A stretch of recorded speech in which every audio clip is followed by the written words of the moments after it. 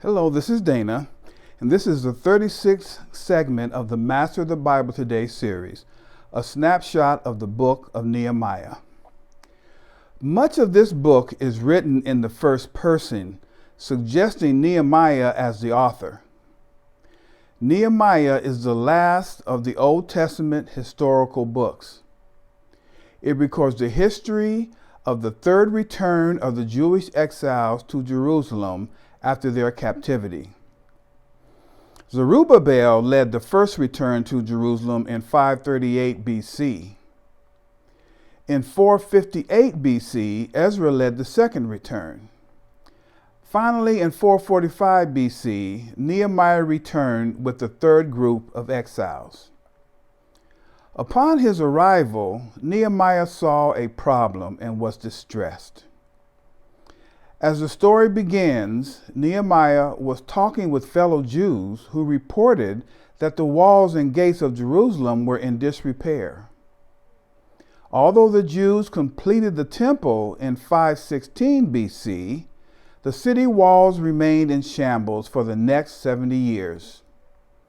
This was disturbing news, and rebuilding those walls became Nehemiah's burden. He knew that God wanted him to motivate the Jews to rebuild Jerusalem's walls. These walls represented power, protection, and beauty to the city of Jerusalem. They were also desperately needed to protect the temple from attack and to ensure the continuity of worship. Nehemiah tells how the walls were rebuilt and the people were renewed in their faith. This book also shows the fulfillment of the prophecies of Zechariah and Daniel concerning the rebuilding of Jerusalem's walls. Instead of complaining or wallowing in self-pity and grief, Nehemiah took action. Nehemiah knew God could use his talents to get the job done. To accomplish more for the sake of God's kingdom today, we too must also pray, persevere, and sacrifice as Nehemiah did. From the moment he arrived in Jerusalem and began the project, everyone knew who was in charge. He organized, managed, supervised, encouraged, met opposition, confronted injustice, and kept going until the walls were built. Nehemiah was a man of action and demonstrated excellent leadership. Being God's leader is not just gaining recognition, holding a position, or being the boss. It requires planning, hard work, courage, and perseverance. And to lead others in the best way, we need to listen for God's direction in our own life. So as mentioned earlier, and at the appropriate time, Nehemiah asked King Artaxerxes for permission to go to Jerusalem and once there to rebuild its fallen walls. The king approved. Armed with royal letters, and as stated earlier, Nehemiah traveled to Jerusalem. He organized the people into groups and assigned them to specific sections of the wall. Chapter 3. The construction project was not without opposition, however. Sanballat, Tobiah, and others tried to halt the work with insults, ridicule, threats, and sabotage. Some of the workers became fearful, others became weary. In each case, Nehemiah employed a strategy to frustrate the enemy's plans by prayer, encouragement, guard duty, and consolidation. Chapter 4. But a different problem arose, an internal one. Rich Jews were profiteering off the plight of their working countrymen. Hearing of their oppression and greed, Nehemiah confronted the extortioners face to face. Chapter 5. Then, with the walls almost complete, Sanballat, Tobiah, and others tried one last time to stop Nehemiah. But Nehemiah stood firm, and the wall was finished in just 52 days.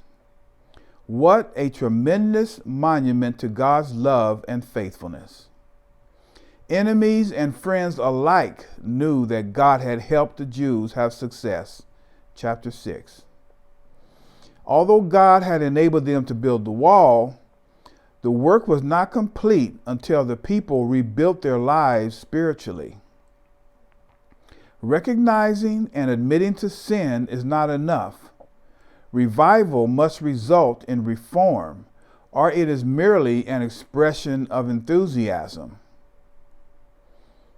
God does not want half-hearted measures. We must not only remove sin from our lives, but also ask God to move into the center of all we do. After building the walls, Nehemiah continued to organize the people, taking a registration and appointing gatekeepers, Levites, and other officials. Chapter 7. Ezra led the city in worship and Bible instruction. Chapters 8 and 9. Nehemiah and Ezra were very different people, yet God used them both to lead the nation. Both Nehemiah and Ezra responded to problems with prayer.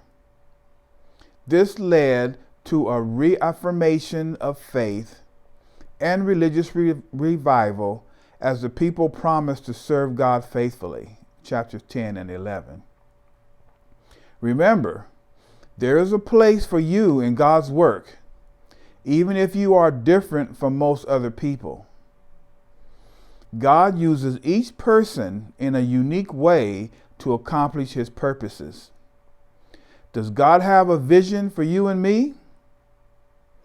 Are the walls that need to be built today to fortify our lives? Are there any walls that we need to build? As we recognize deep needs in our world, God can give us the vision and desire to, quote, build, unquote. With that vision, we can mobilize others to pray and put together an action plan. Prayer is still God's mighty force in solving problems today.